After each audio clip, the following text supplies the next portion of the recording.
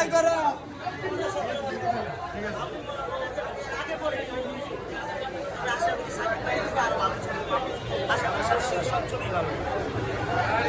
সাকিব খানের হিট সবসময় হয়, কিন্তু এবার একটা তামিল ছবি ফেল করেছে। এবারের বরবাদ সব ভেঙে নিয়েছে। বরবাদ কঠিন ছবি, কঠিন ছবি। সন্তানদের প্রতি যে একটা দায়িত্ব, সেই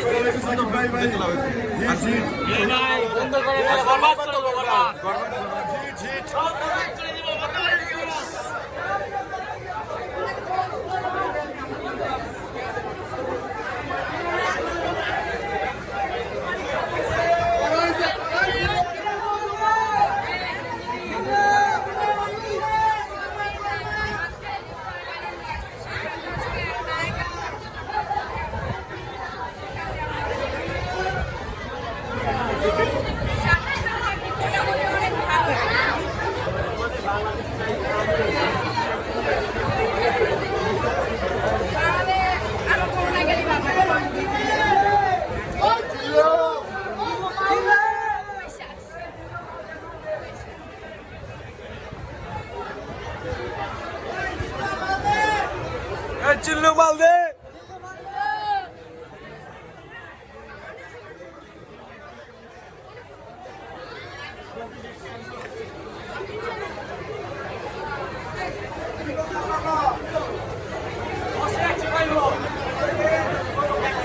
কেমন হয়েছে? 10-100 ভাই, 10-100 ভাই। সিট পাওয়া যায় নাই, বুঝেন নাই? সিট না আপনার মজা পাই কেমনে?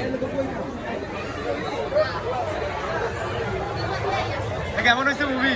সিনেমা ভালো, কিন্তু গরমে জান বেড়ে গেছে, এসি কাজ করে না। হ্যাঁ, মুভি কেমন হয়েছে?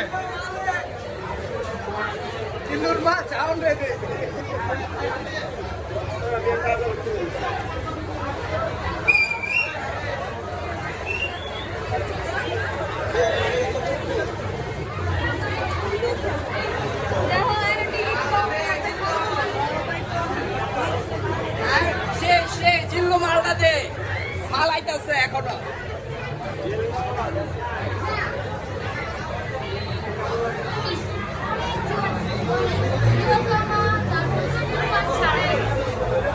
আমারটা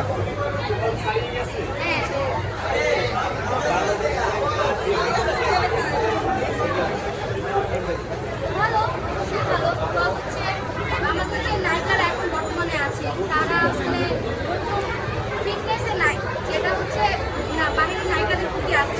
এই জন্য আমার মনে হয় যে এটা ভালোই লাগে।